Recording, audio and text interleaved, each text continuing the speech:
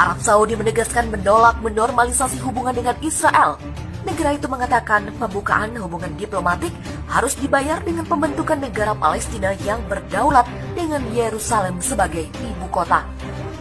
Setiap negara Arab yang mempertimbangkan untuk mengikuti langkah Uni Emirat Arab harus menuntut imbalan. Harganya harus mahal. Demikian kata Pangeran Saudi Turki Al-Faisal sebagaimana ditulis surat kabar Saudi Asy'ar di Al-Awsat. Ia mengatakan Kerajaan Arab Saudi telah menetapkan harga untuk menyelesaikan perdamaian antara Israel dan Arab. Itu adalah pembentukan negara Palestina yang berdaulat dengan Yerusalem sebagai ibu kotanya, sebagaimana inisiatif mendiang Raja Abdullah. Pangeran Turki sendiri adalah mantan duta besar untuk Amerika Serikat dan mantan kepala intelijen. Namun meski tak memiliki jabatan di pemerintahan kali ini, ia sangat berpengaruh sebagai Ketua Pusat Penelitian dan Studi Islam Raja Faisal. Hal senada juga ditegaskan Maroko. Negara itu menolak normalisasi hubungan dengan Israel.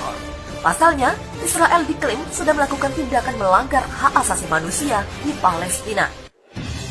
Pernyataan ini muncul kala penasihat senior Amerika Serikat Jared Kushner melakukan kunjungan ke wilayah tersebut.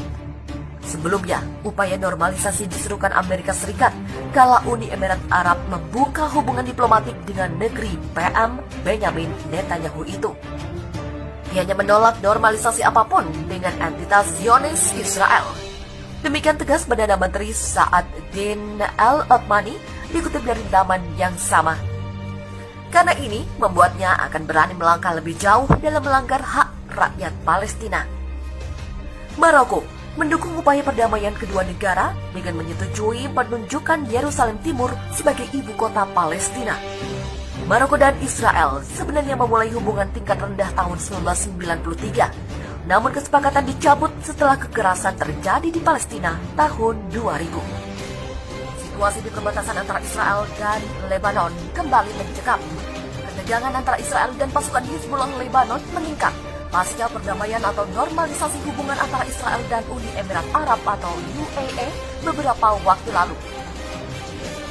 Dikutip dari berita militer dari akun Twitter Israel Defense Force atau IDF, militer Israel secara resmi mengumumkan agar penduduk Israel Utara yang tinggal di daerah Menara, Margaliot, Misgaf Am, Yiftach, dan Malkia untuk menghentikan aktivitas terbuka di luar rumah dan tetap berada di dalam tempat persembunyian atau di dalam tempat persembunyian atau di dalam rumah. Masih belum diketahui secara pasti mengapa IDF mengeluarkan pengumuman tersebut. Yang pasti, pengumuman itu dikeluarkan tak lama setelah kunjungan Menteri Luar Negeri Amerika Serikat Mike Pompeo ke Tel Aviv untuk bertemu dengan Perdana Menteri Israel Benjamin Netanyahu terkait dengan tindak lanjut kerjasama bilateral antara Israel dan Uni Emirat Arab pasca perjanjian damai antara Israel dan Uni Emirat Arab. Sebagaimana diketahui, perjanjian damai antara Israel dan Uni Emirat Arab itu mendapatkan protes keras dari negara-negara Muslim di kawasan Timur Tengah. Mereka menilai perjanjian damai antara Israel dan Uni Emirat Arab akan sia-sia jika Israel tidak menghentikan invasi militernya ke Gaza, Palestina. Dikutip dari Jerusalem Post, militer Israel tidak hanya mengeluarkan pengumuman darurat saja, tetapi militer Israel telah meluncurkan lusinan suar di sepanjang perbatasan Israel dengan Lebanon sejak Senin malam lalu. Tentara Israel bersiaga penuh di sepanjang perbatasan.